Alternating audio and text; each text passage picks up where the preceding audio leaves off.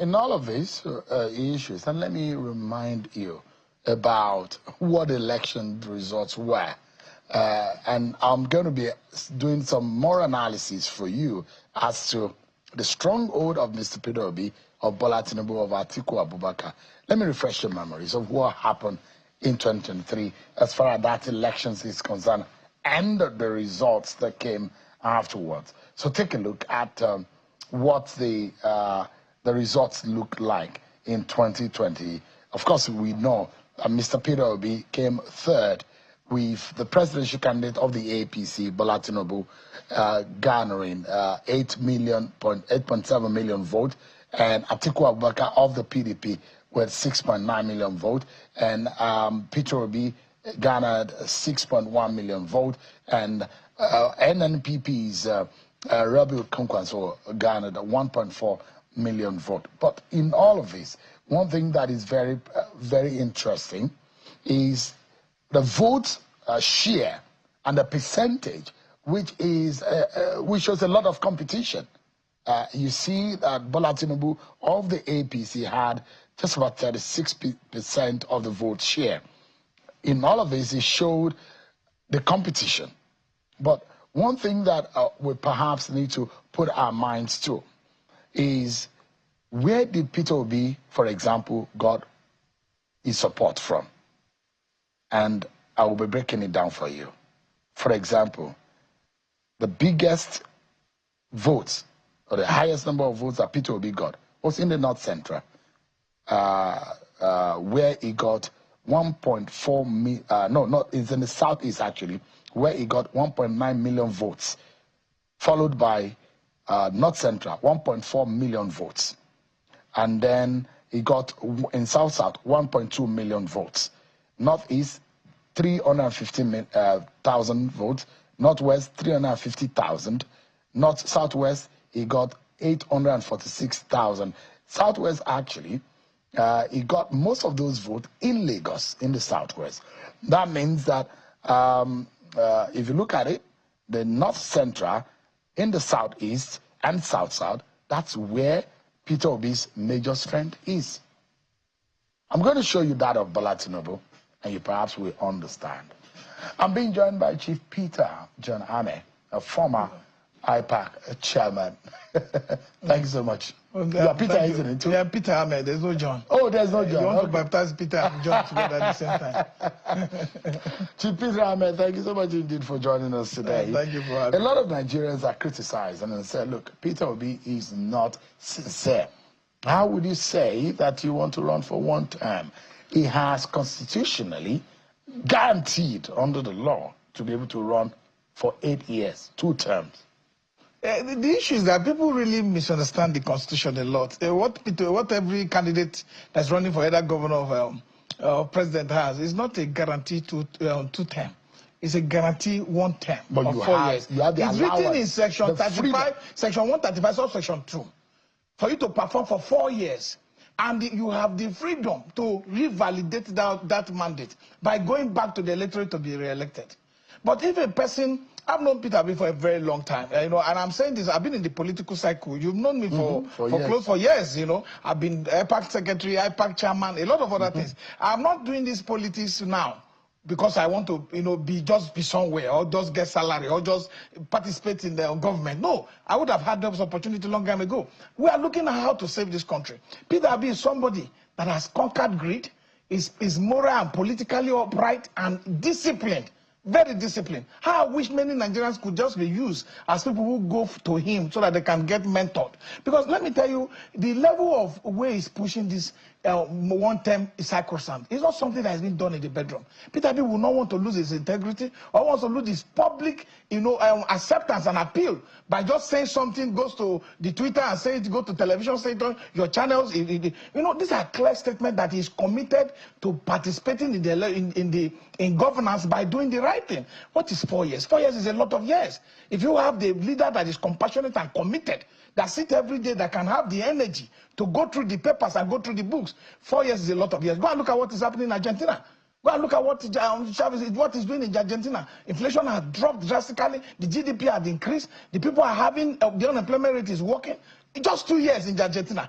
It took only 2 years for President Bola Ahmed Tinubu to bring us to this level of leadership. So poor leadership. So we need to be able to understand one thing, that 2 years is a lot of years to strengthen our institutional framework, to put up our discipline when it comes to fiscal responsibility and how we manage our resources. The most important thing you see in our government is that there's so much waste in governance, and we don't prioritize our spending. So these are the character that Peter Obi has, that if he brings on board, it will be able to re-engineer how governance is operated in this country. And it's clear. Look, let's not drag this issue of one person saying 4 years. You have 365 days times 4. Is that enough to do a lot of sincerity in it? We've seen situations where politicians go with one statement, and at the end of the day, they have the right to change their minds, and they say, "Oh, the people have prevailed on me. That's what I said. That's what I want. But what will I do when people say?" And know that you must change your mind. You have to listen to the people. We've heard that over and over again. This country is very diverse. Power is not domiciled in one zone. People will see you. Young people, we must give them good example. That's why. Look, I sat with him when somebody came to him and said, He said, no. I want to be able to leave example behind for young upcoming Nigerians to see that a man can make statement, a man can commit to the statement, and a man can deliver on a statement. Because this is only a pathway to creating new generation that will not see politics from the prism of it is my turn, you must grab the ballot box, you must run away with it. These are the challenge we have. People want to forcefully be in government perpetually without even delivering for the people. What we are looking for is that he has a prototype of the plan of what kind of government he thinks he should run. And he's not coming in to come and learn on the job. He's very successful when it comes to private sector, participation. He has done governor before. A lot of people might want to misrepresent his achievement, but there are records to show that he has performed and is committed to delivering good governance to any sector he has participated in. See, this one term, he's not saying it in the bedroom. He's not signing it with 3-4 people sitting down and saying, "Oh, look, I want to just do one term." He's telling Nigerians that in 4 years' time, if I stay for 4 years, you will see the kind of impactful leadership that you've not seen before. And then we can now usher in a system where it will be representative, that you show representation for the interest of people. You see these 2 terms that we are doing, that people have misjudged from Section 134 to Section 2, to say, no, it's compulsory, I must do 2 terms. If you fail in an exam, will you go to the next class? You shouldn't go to the next class. Even if you succeed in that class, and a lot of people have had first degree that are not having masters. It doesn't mean that they are not brilliant, but you have to do something that will come to your satisfaction. This kind of leadership we have today are not leadership that we must forcefully put them, they must do second term. And people talk about written agreement. Let me tell you one thing about unwritten agreement. It is even more decisive than written ones. Even more decisive, especially when it's signed with open mind with the people. Yeah. I am very confident.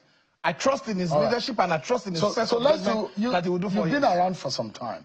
And the thinking is that Peter Obi said what he said to appeal to the North.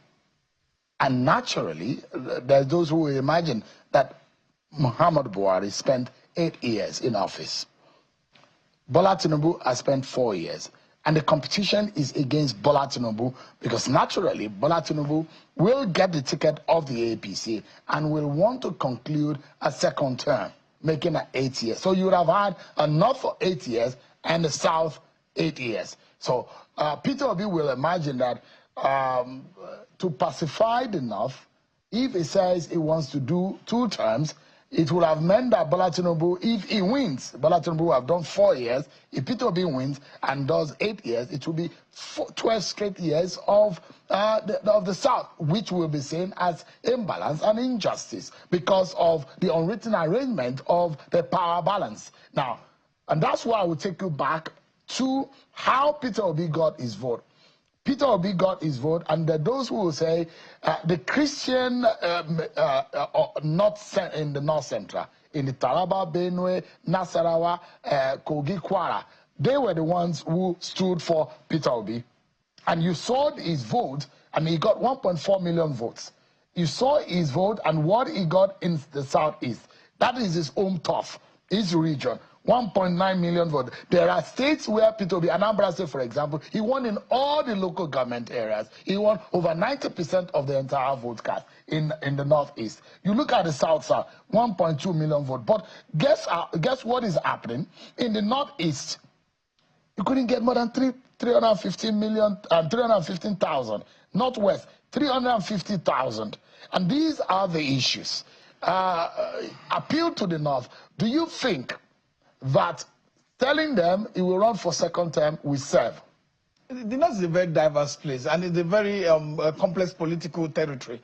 For me, I don't think the North is as difficult as people want to make people to believe. And people talk about this vote. I really don't rely on this data. Why? Because there are other public data that does not tally with the data announced by any. But let's leave that as it may be. But the fact is that the northern Nigeria that you see today, where comprising from Kaduna, Kano, Sokoto, and all that, his performance was very clear. Very clear. Even in Plateau, you saw what he did in Plateau.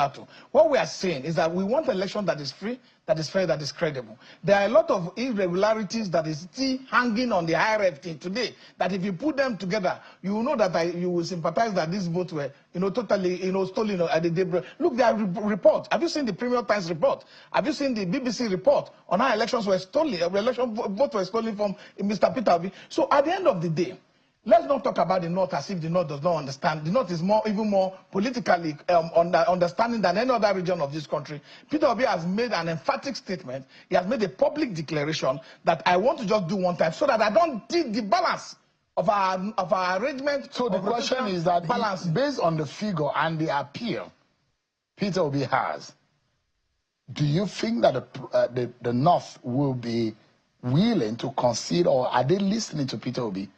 Are they going to be pleased? I see them listening more. The votes are in the North, there's no party today, Northwest and in the Northeast. There's no party today. No, there's no party today that is discussing about who are in the opposition, that who should run for the presidency, that Peter Obi is not topping the list. Even with survey, you can go and do your own private survey and consult it. See, the clear point today, everybody know, when it comes to public discussion today, Peter Obi has taken over and is in charge of the dynamics leading to 2027 election. It pains me today that we talk about North, we talk about South. In the last election, 44.5% was what Peter Obi got in the South, and he got 15.2% in the North. You are showing Kwankwaso result today. Kwankwaso got 1 point something million in the entire country. We are not discussing that. It's not about the fact that somebody's from Southeast, somebody's from Northeast. It's that we should be looking at compassion. We should be looking at the capacity to have, character, to be disciplined enough to manage our public resources. Because you can't have a situation where our public resources are misaligned, they are misallocated, and they are not directed to priority areas that would have helped the masses to grow. And that is his agenda. The agenda to come, to look at the resources that is available. You can't take decisions, remove fuel subsidy. You do rebasing of the public data we have about our economy, and yet you are not taking mitigating decisions that will help our economy to help the masses to grow. I'm doing political numbers tonight, okay, and I'm putting those figures because those were the election figures, and I'm doing a bit of the breakdown. Let me show you what Bola Tinubu got, and I wish that we could put those figures side by side. In the same North Central, where Peter Obi got about 1.6 million votes right now, Peter Obi got, in the North Central, he got 1.4. But in the North Central, Tinubu matched him with more figures. Tinubu got 1.7 million votes in the North Central. And you look at it, where Peter Obi couldn't be able to stand up more than 300,000 votes, Tinubu got, in the Northwest, 2.6 million votes. In the Northeast, where Peter Obi got 300,000 votes, Tinubu got 1.185 million votes. But Tinubu was roundly defeated, beaten in Peter Obi's domain of Southeast. Tinubu got a paltry 127,000. That means he's very unpopular in the Southeast, although he has governors who are currently holding some state in the South. But even at that, Tinubu and the APC were roundly defeated in the Southeast. So you look at this figure. And in the Southwest, where Peter Obi also got a lot of figure, that is Tinubu's domain. That is the second highest vote by region, geopolitical zone, that Tinubu got. 2.279 million votes. That's what Tinubu. If you look at all of this, you will see that Tinubu is more acceptable in the southwest, more acceptable in the northwest, and more acceptable in the north central. And these are three critical regions where the votes emerge from. If you look at the 10 top states where the votes come from, you find them in these three regions. Let me tell you one very clear fact. The 2023 election, there were dynamics that determined this course, vote that came out from the northeast and from the northwest especially. Those confidence, those understanding are no longer there. The vote that came from the northwest wasn't really coming because Tinubu was the one on the ballot. There were decisions. There were clear decisions within the northwest, reason why APC should have that vote. But I'm telling you, those decisions are no longer there. That's why you're hearing that the north is not happy with Tinubu. Tinubu has neglected the north. You can't use this data to now be able to judge what will happen in 2027. Because I'm telling you, there's a distinctive difference between what will happen in 2027 than what happened in 2023. Today, as we speak, more people are more enlightened, more people have come to the realization. You know, when you are contesting the election, and you are contesting as somebody who is office, he must come with his scorecard. It is his record of performance that determines how much vote he's going to get. The people have had a chance to govern for the past 2 years. What are the records? What is the level of human developmental index in this country today? You know, the data you have data in the public that does not reflect performance for the benefit of people. The masses are suffering. The economy is stagnating. So these are the challenges Tinubu will have going to the next election. So Tinubu, you are of the opinion that Tinubu has been rejected by the North? Completely, by the Nigerian masses. It's not just about the North. So these figures might not stand. Even when he lost in FCT, with all full scale. And he lost in Lagos too. Yes, in full scale. So, and that has not changed because he hasn't done anything. Although it was a marginal loss to Peter Obi, with just a few thousands. I want to rely on the data because it's public But Peter Obi won there. And those data. But what we're saying Peter Obi won in Lagos. He won in FCT. Going to the next election is not going to be the same thing. And that's why you find out that the struggle to try to give appointment, try to change things, try to see whether you can catch up. You can see even the chief of staff is holding meeting with Northern House of Reps who served with him and say, please allow him to go a second time. Don't remove him. Because they know Do you think that the people are not happy. Has Peter Obi made more inroads in the North? Because he did badly. I'm from the northern Nigeria, don't forget. Maybe you might be seeing me because I speak Yoruba. You think I'm from Ogun State. I'm from northern Nigeria. And we know as we speak today that the current available decisions of our people favors Peter Obi. You can decide to see anything. But I know what happened in the North Central. I know what happened in some part of the Northeast. You can see that Bauchi, people weren't even allowed to vote. The videos are in public. So we are going to now challenge this other, all the illegal processes that was deployed in 2023 to undermine our voters, to undermine the outcome of the election. And we are going to now put up mechanisms in place that will be able to defend properly the popularity that Peter Obi has gotten and the acceptance that Peter Obi has. Is Peter Obi going to the PDP? No, the issue about PDP, the issue about ADC and LP is about issue about people, parties looking for a credible candidate that can deliver the election for them in 2027. So when PDP is actually cutting Peter Obi? Yes, of course, it's open. It's not even a hidden secret. This is an open secret. But we hear that Jonathan also is interested in PDP. It is Jonathan's fundamental right to run. But you know today, what is there, the person that has the momentum, the person that has the public appeal, the person that people feel will be able to cut down the cost of governance. What we have today is a bogus, unnecessary expenditure that government is going into that does not help our people. You can't be buying private jet for 150 billion where we have an extra 8 of it. You cannot be buying kitchen utensils. You can't be buying Cadillac for yourself. You cannot try to be buying all sorts of things that expand the cost of governance. Especially recurrent expenditure. But as of last year, our recurrent expenditure, performed 100%. But our capital expenditure was performing below 30%.